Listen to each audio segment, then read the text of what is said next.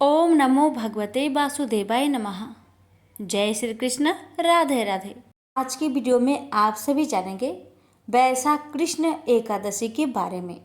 हर महीने में एकादशी का व्रत 2 बार किया जाता है, एक कृष्ण पक्ष में और दूसरा शुक्ल पक्ष में। वैशाख माह के कृष्ण पक्ष की एकादशी तिथि को बरूथनी एकादशी के नाम से जाना जाता है। इस साल 4 मई को बरूथनी एकादशी है। इस खास अवसर पर जगत के पालनहार भगवान विष्णु और माँ लक्ष्मी की पूजा अर्चना की जाती है। मान्यता के अनुसार ऐसा करने से श्री हरि प्रसन्न होते हैं और जीवन में खुशियाँ का आगमन होता है। साथ ही इस व्रत के पुण्य प्रताप से साधक को मनोवांछित फल की प्राप्ति होती है। अगर आप भी भगवान विष्णु का आशीर्वाद प्राप्त करना चाहते हैं तो बरूथनी एकादशी के दिन प्रभु की पूजा करें और एकादशी व्रत की कथा का श्रवण अवश्य करें। तो आइए प्यारे भक्तगणों, मैं आपको बताने जा रही हूँ बरूथनी एकादशी व्रत की पूजन विधि के बारे में। बरूथनी एकादशी के दिन सुबह जल्दी उठकर स्नान कर लेना चाहिए। स्नान करते समय पानी में गंगाजल मिलाकर नहाना चाहिए। स्नान के बाद साफ कपड़े पहनना चाहिए। फिर घर के मंदिर में दीपक जलाए और भगवान विष्णु की प्रतिमा को स्नान करवाए। इसके बाद भगवान विष्णु की विधि विधान से पूजा करें और आरती उतारे। पूजा के दौरान ओम नमो भगवते वासुदेवाय नमः का जाप करें। बरूथनी एकादशी के दिन भगवान विष्णु को भोग अवश्य लगाए। अब आइए जानते हैं बरूथनी एकादशी 2024 की तारीख। इस साल 4 मई 2024 को बरूथनी एकादशी का व्रत किया जाएगा। जो व्यक्ति इस बरूथनी एकादशी का उपवास करते हैं उन्हें कन्यादान का फल प्राप्त होता है। इस व्रत के महात्म्य को पढ़ने से 1 सहस्त्र गौदान का पुण्य प्राप्त होता है। बरूथनी एकादशी 2024 की मुहूर्त पंचांग के अनुसार वैशाख माह के कृष्णा पक्ष की एकादशी तिथि 3 मई 2024 को रात 11:24 पर शुरू होगी और अगले दिन 4 मई 2024 को रात 8:38 पर इसका समापन होगा। पूजा का समय सुबह 7:18, सुबह 8:58। बरूथनी एकादशी 2024 व्रत पारण का समय। बरूथनी एकादशी व्रत का पारण 5 मई 2024 को सुबह 5:37 से सुबह 8:17 तक किया जाएगा। इस दिन द्वादशी तिथि शाम 5:41 पर खत्म होगी।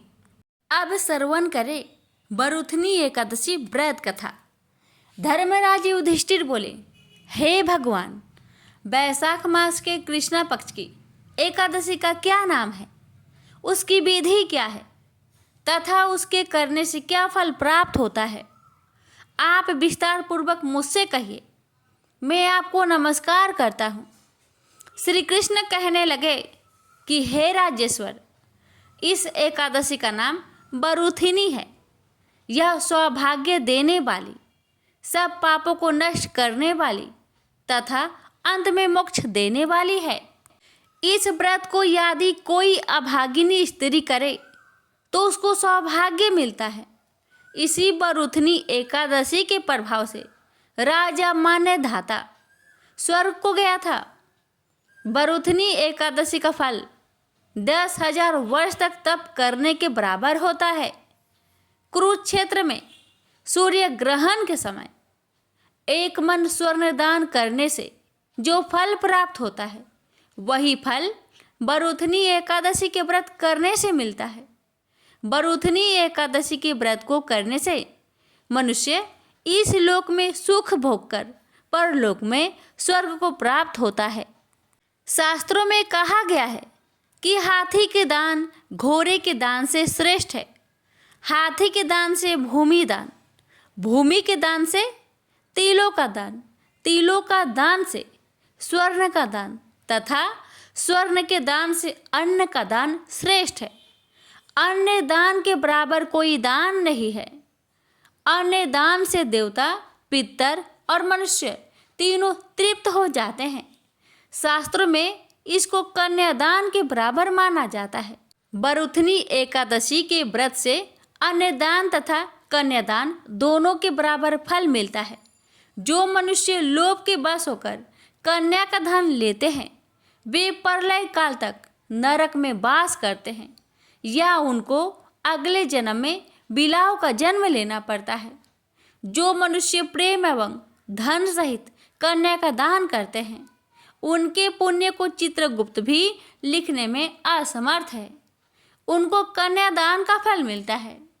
बरुथनी एकादशी का व्रत करने वाले को दशमी के दिन निम्नलिखित वस्तुओं को त्याग करना चाहिए।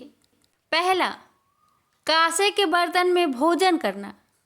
दूसरा, मांस। तीसरा, मसूर की दाल। चौथा, चने का साग। पांचवा, कोदो का साग। छठा, मधु यानी शहद। सातवां, दूसरे का अन्न। आठवां, दूसरी बार भोजन करना। एवं नौवां, स्त्री प्रसंग। व्रत वाले दिन जुआ नहीं खेलना चाहिए।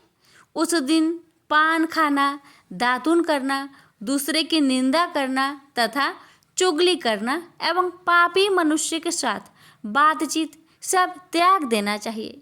उस दिन क्रोध, मिथ्या भाषण का त्याग करना चाहिए। इस व्रत में नमक, तेल अथवा अन्न वर्जित है। हे राजन, जो मनुष्य विधिवत इस एकादशी को करते हैं उनको स्वर्ग लोक की प्राप्ति होती है। अतः मनुष्य को पापों से डरना चाहिए। इस व्रत के महात्म्य को पढ़ने से 1000 गोदान का फल मिलता है। इसका फल गंगा स्नान के फल से भी अधिक होता है। प्रेम से बोलिए लक्ष्मी नारायण की जय।